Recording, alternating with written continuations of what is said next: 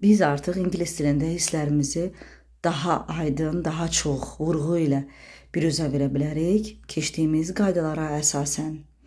Bu qaydalardan biri də cümlənin it is və ya it was ilə başlaması ilədir.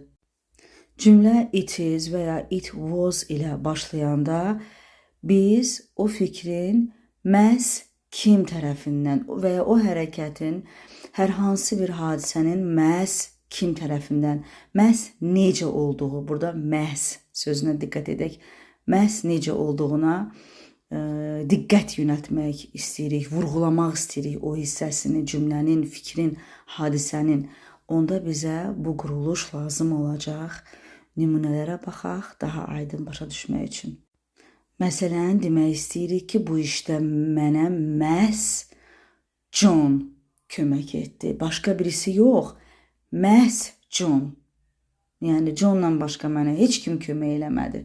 Fikrini daha vurğulu şəkildə, daha səviyyəli, səviyyəcə daha yüksək şəkildə ingilis dilində necə deyə bilərik? Hərfi tərcümə etsək, cümlə belə olacaq. Bu John idi. Kim ki mənə kömək etdi? Cümləni belə quracağıq. It was John who helped me. İşin məhz John tərəfindən görülməyini xüsusi vurğuladıq.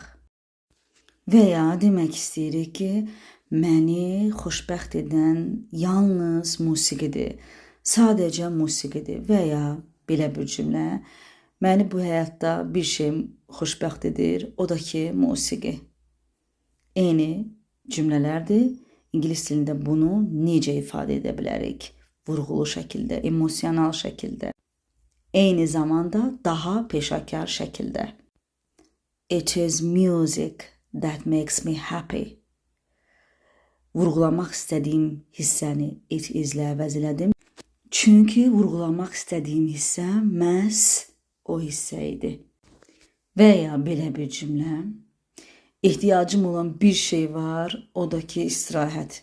Və ya təkcə istirahətə ehtiyacım var. Buranı vurğulamaq istədim. Onda necə deyəcəm, necə deyə bilərəm peşəkar şəkildə. What I need is rest. What I need is rest. Və ya İstədiyim bir şey var, o da ki huzur və ya sülh mənası var o sözün. Danışıq dilində, gündəlik danışıq dilində daha çox huzur, sakitçilik o mənada gedir. Cümləncə deyəcəyik, istədiyim tək şey və ya bütün istədiyim bir şey varsa, o da ki huzurdur. Belə olacaq cümlə. All I want is peace.